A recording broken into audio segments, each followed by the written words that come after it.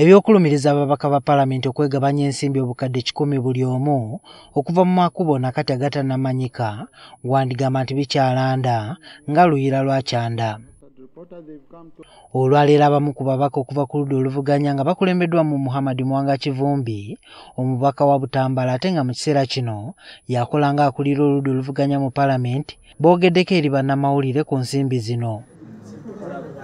Kivumbi agamba nti kati abakulira eggwanga lino balinga abasazeewo okweyambisa ensimbi okuyisaawo bye baagala mu kifo ky'okumatiza eggwanga ebirungi ebiri mu kye baba bateesa. Tibyoliko bwe biba bikyamu tosobola bimatiza bantu.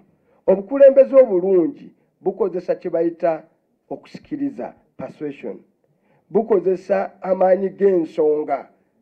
Naye ebyo bye byamuggwako n'agamba nti omukadde akwasiza ku ki? Ku ggolu lye. Kavuna alina ssente ennyingi ennyo, kakozese ssente ezo rupiya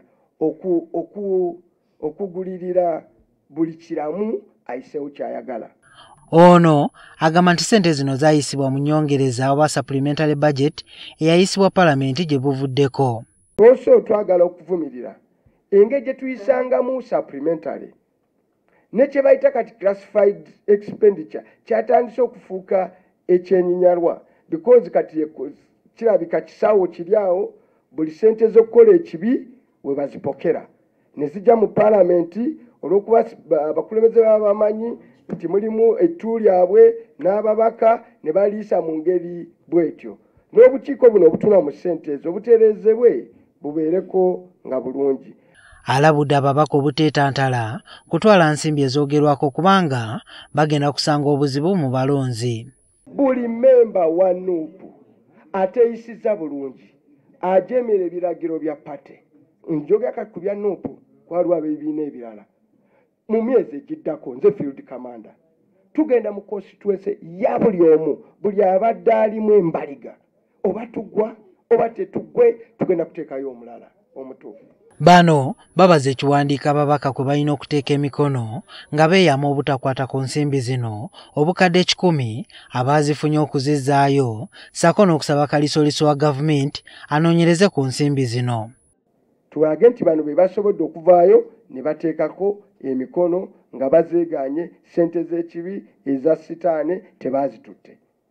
Kye tusobola okukola. Ababaka abamu beesambye okumanya ku mayitire g'ensimbi zino, kale nga basinga bawulira mpulire. Sinnaba kulabako ku ssente zonna ezigabibwa, sinnaba kufunako ku ssente zonna, era si planning kuba nti nzijayo oba nfuna ssente zino in case gye ziri. Naye nga member wa Parliament atula ku budget committee njagala okonfaminga nti mu budget gye twayisa ya Parliamentary Commission temwali mu ssente zonna obukadde 10 ezirina okuweebwa buli member wa Parliament obanga akasiimo. Naye bw'oteekawo omukono tumanyi nti waliyo ebitongole ng'ekya IGIG obeera ogiwadde proof wa weebeetandikira. So kati ffe bwe tulaba nti ababaka baabawadde ate ng'oli mubaka n'otavaayo kugamba nti bannange mbiwulira naye mbiwulira nga mmwe. So tuwadde oluwende ebitongole bya gavumenti okukola.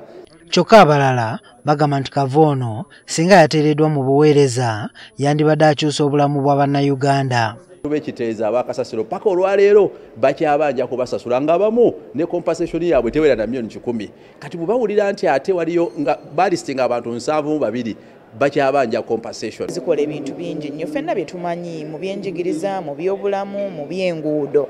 N'olwekyo bwe ziba nga zigabiddwa kiba kyabulabe nnyo era kikosa eggwanga. However, that's why mbeera mbagamba buli kaseera nti okufuna obuweerero, ffenna tufuna obuweerero, gavumenti eba erina kukyuka.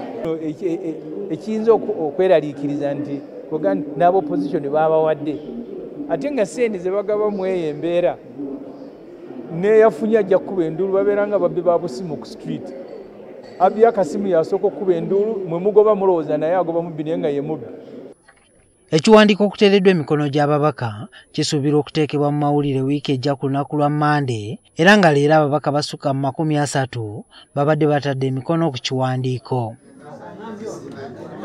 Kyokka bino ebijjidde ng'olunaku lw'eggulo obukulembeze bwa Paalamenti bwakombye kw'erima nti tebumanyi bikwata ku ssente ezoogerwako. Juma Kiriya, NTV Akawungeezi.